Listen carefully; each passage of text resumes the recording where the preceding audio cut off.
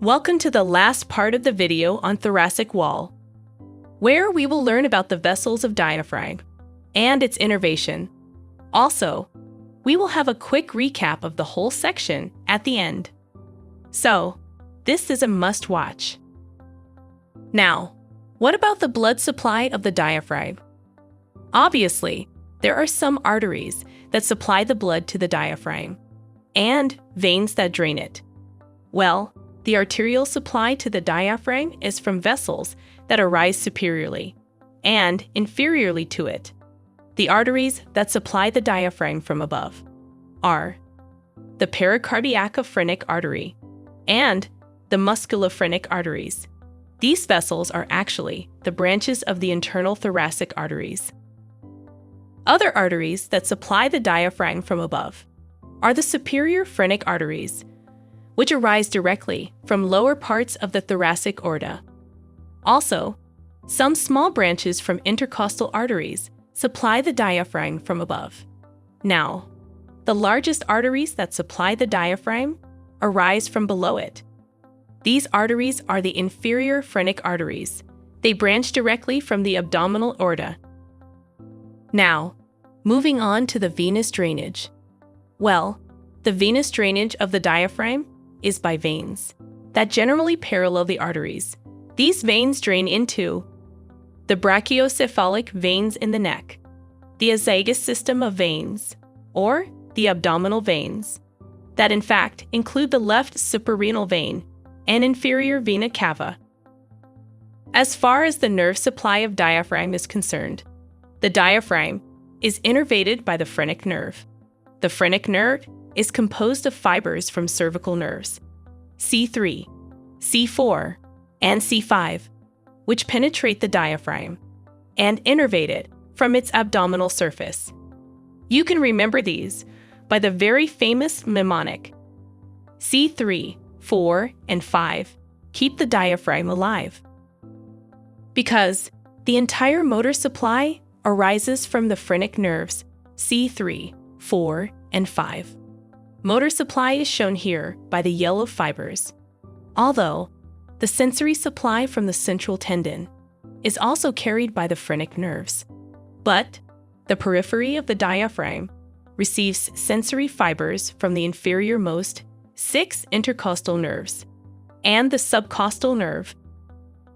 So, that was about the muscular diaphragm that separates the thoracic and abdominal cavity and is the chief muscle of inspiration.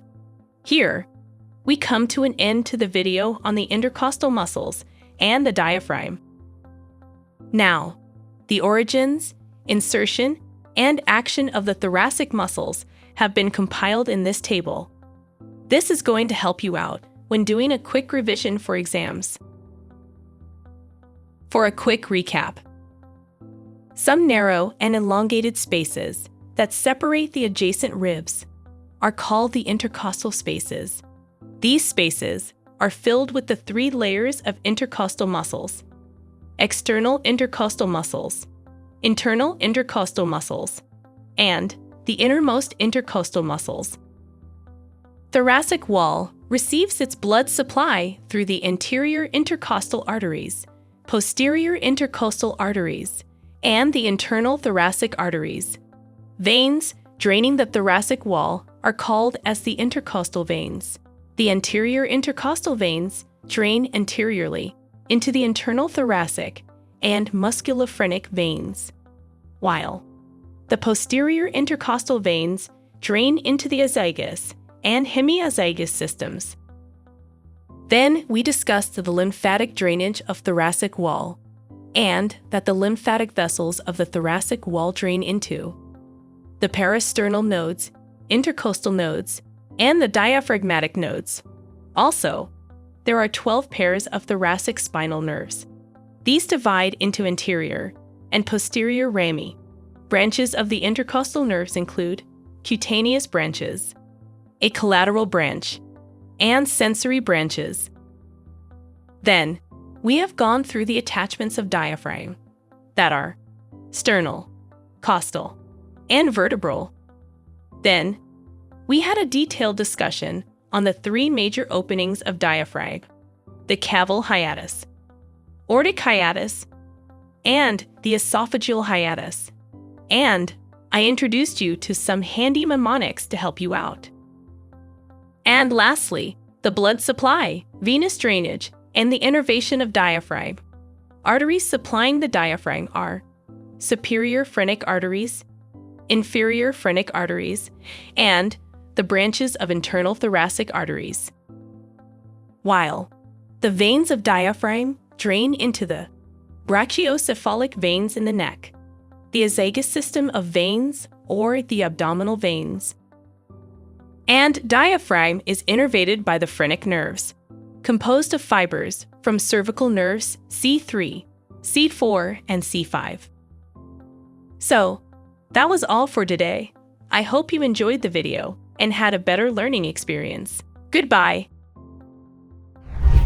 Explore our extensive library of over 1,800 video lectures to learn about a wide range of topics. Only on sqadia.com.